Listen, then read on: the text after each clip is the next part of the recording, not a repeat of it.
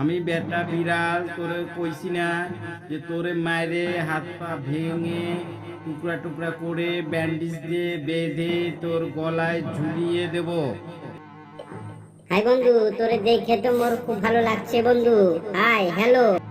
High বন্ধু, এখনকার মতো মাফ করানো যায় না একটু বিশ্রাম নেওয়ার জন্য? বন্ধু, তোমরা ছেলেরা ছেলের মারামারি করছো কেন? হিংসা বন্ধ করো।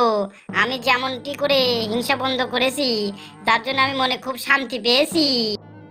বন্ধু, আমার শেষবারের মতো অনুরোধ তোমাদের কাছে, তোমাদের হিংসা বন্ধ করতে হবে এবং মনটাকে শান্ত করতে হবে, স্থায়ী করতে হবে হিংসা।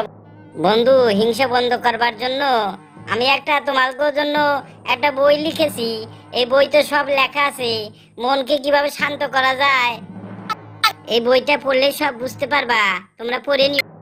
বন্ধু, তোমাকে মন শান্ত করতে হবে। শান্ত করার জন্য যে বইটা লেখা আছে এই বইটা পড়ে নিও, আর একবার চেষ্টা করে দেখো না মনটা কি করে শান্ত করা